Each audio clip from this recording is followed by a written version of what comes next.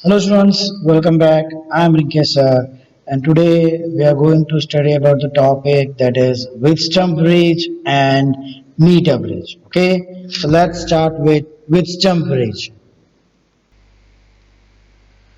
Now consider the circuit shown in this figure. It is called Wheatstone Bridge. The bridge has four resistors, that is R1, R2, R3 and R4. Sorry, R1, R2, R3 and R4. Across one pair of diagonally opposite A and C, a source is connected. See, a source is connected across A and C, and this is called battery arm. Okay, between the other two vertices, that is B and D, a galvanometer is connected. Okay, so the line BD, this is called galvanometer. Okay, this is galvanometer. For simplicity, we will assume that the cell has no resistance. Okay, we are taking the internal resistance of this cell as 0. Now, in general, there will be current flowing through all the resistors. Current flowing through R1, R2, R3, R4 and also through this galvanometer. The current flowing through galvanometer, we will consider it as IG. Okay. So I'm repeating. Okay, this is the Wheatstone bridge. A and C. Across this we are connected battery called battery arm. Across B and C we are connected galvanometer, that is called galvanometer arm. The current is flowing through each resistor and also through the galvanometer. And for simplicity we will consider that the internal resistance of the battery is 0. Now, if the current flowing through galvanometer is 0, means the current flowing here Ig, if that is equal to 0, means no current flows to galvanometer, then the Wheatstone bridge is said to be balanced. Okay, remember, when did you say that the Wheatstone bridge is balanced? When no current passes through galvanometer, that means Ig is equal to 0. Okay, we can easily get the balance condition, means such that there is no current in the galvanometer, right? Now in this case, if we apply Kirchhoff junction rule at point D, see the current entering here is I1, the current leaving here is I. Okay, now Ig here, that is equal to 0. So the current entering is equal to current leaving, so I will get I1 is equal to I. And similarly, if I apply junction rule at B, then I2 is equal to I. Okay. Now let's apply Kirchhoff's loop rule. Okay. Let's apply Kirchhoff's loop rule to A, B, D, A. It's the direction of current. This is I2 going in this way, Ig, that is 0, and this is I1. Okay, now we are applying the loop rule. Okay, we are applying the loop rule from A, B, D, A in this direction. Okay, so now when I move from A to B, my journey is in this way and current is in this way, so minus I2 R2. I will get minus I2 R2. Okay, when I go from B to D, okay, it will be 0 current is flowing, so I will use plus 0. And when I move from D to A, the direction of current and my direction, that is opposite. So I will use plus I1 R1, means plus I1 R1. Again reaching back to same position, so that means current reach of loop rule, it will be 0. So I1 R1 equal to I2 R2. that means I1 by or I2 by I1, that will be equal to R1 by R2. Let's name this as 1. Okay, now for the loop C, B, D, C, apply the Kirchhoff's loop rule to C, B, D, C. Okay, so this will be the direction C, B, D, C. Okay. So when I move from B to C, okay, the direction of current and my journey is opposite, so I will use plus. That is I4R4. From B to D, current is 0, so 0. And from D to C, okay, my direction, current direction is same, so minus I3R3 equal to 0. So that means I4R4 is equal to I3R3. Okay, here it is R4. Clear? So what I can take I4 by I3, that will be equal to R3 by R4. Okay, but what is I4? We have said I4 is equal to I2 and I3 is equal to I1, right? See, I4 equal to I3 and I4 equal to I2 and I3 equal to I1. That means I4 by I3, I can write it down as I2 by I1. So from 1 and 2, R1 by R2 equal to R3 by R. Here I can also write down in this way, R1 by R3 equal to R2 by R4. So remember in this ratio, when I am taking ratio R1, I am taking R2, then similarly R3 in the numerator and R4 side by side in the numerator. When I take R1 and along with its R3, then in numerator opposite side R2 and R4 side by side. Okay, clear? So this is the balance condition. When the Wheatstone bridge is balanced, we will use the relation R1 by R2 is equal to R3 by R4. Okay, you just have to remember, you need not take the ratio across. Means I cannot take the ratio of R2 by R3. Okay, or R1 by R4. Okay, take about the adjacent sides either in this way or this way. So R1 by R2 equal to R3 by R4. Okay, so this was about Wheatstone bridge. Just note it down.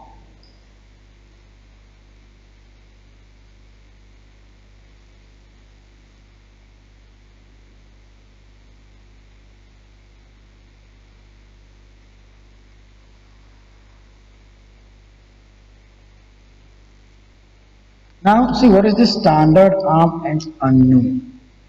Okay, practically we will be using standard arm where we will be putting the known resistance. R1 and R2 that are already known. In R3 we will use known resistance and R4 we will use unknown resistance. So using the formula R1 by R3 equal to R3 by R4, we can find out the resistance of unknown resistance. Here.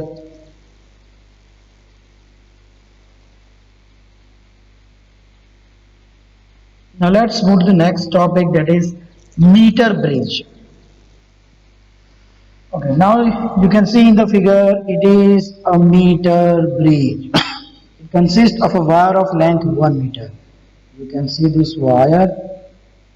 This is the wire of a length of 1 meter.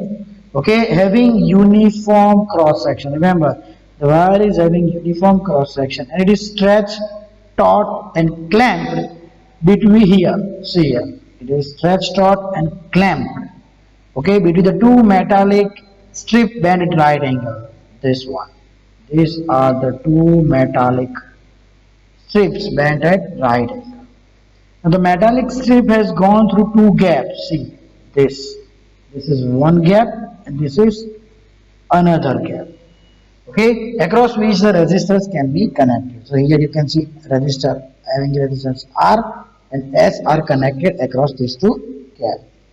The endpoint where the wire is connected is these two endpoints A and C. Okay, they are connected to a cell through a key. They are connected through a cell through a key.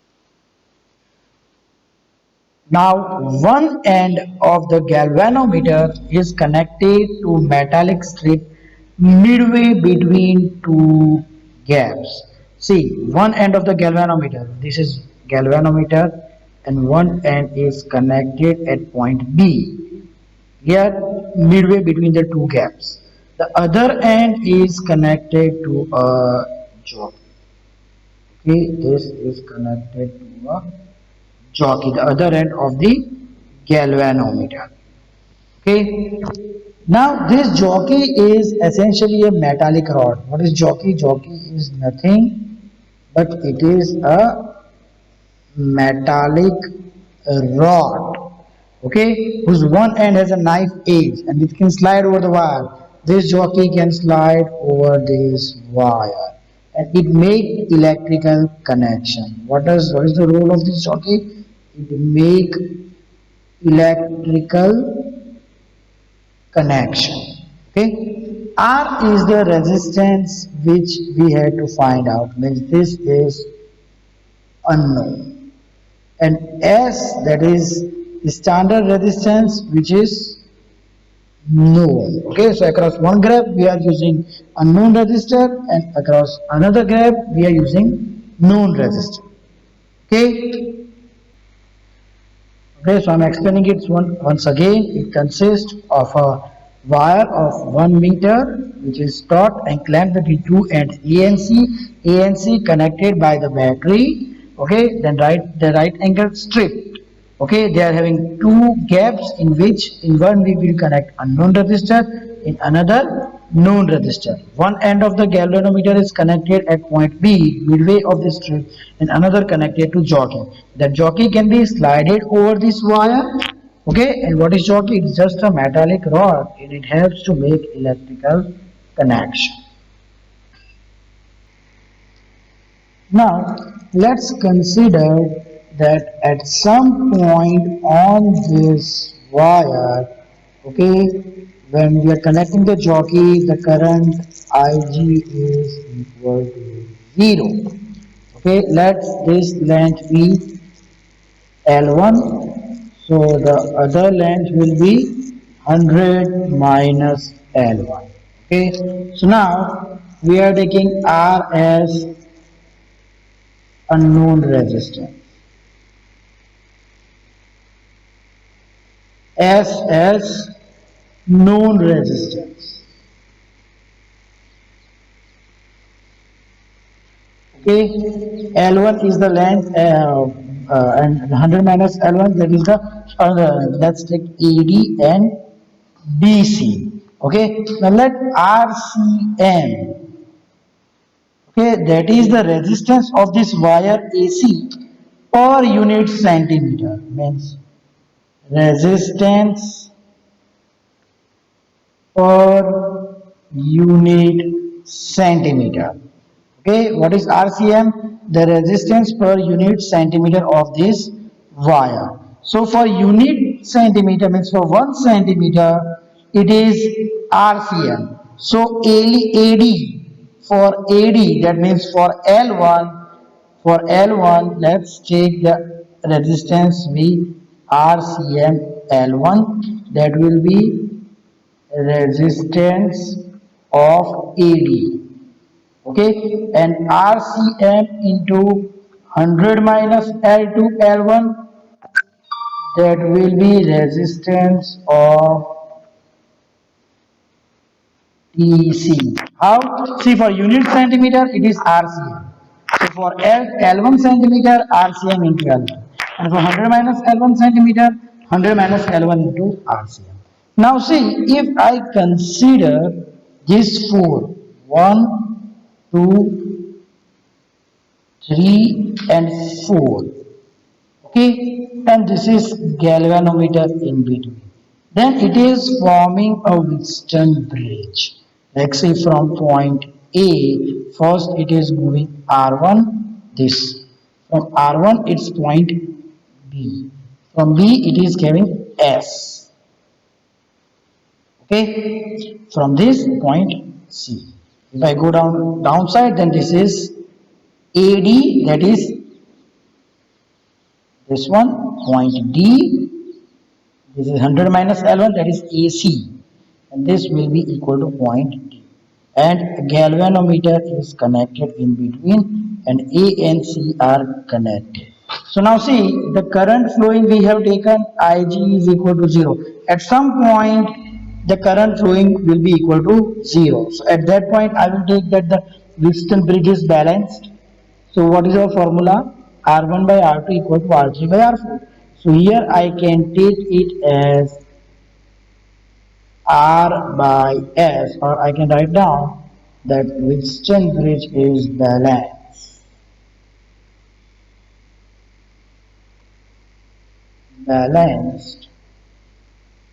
as current flowing in the galvanometer Ig is equal to 0.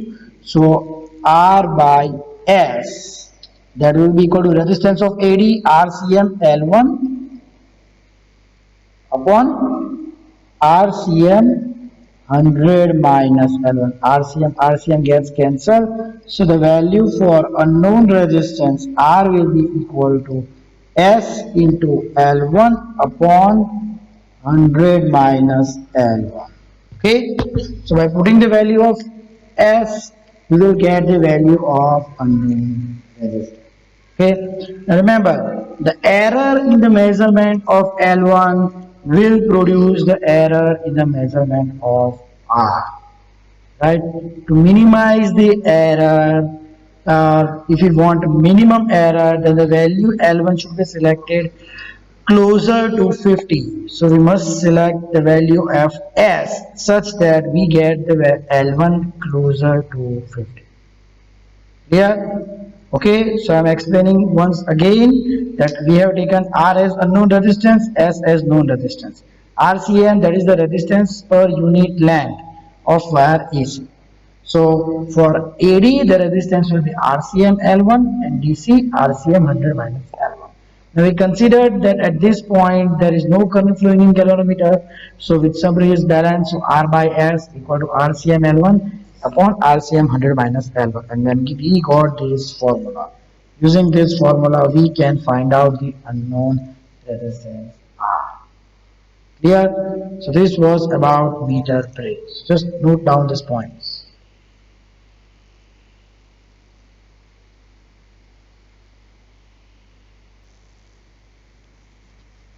Okay, students.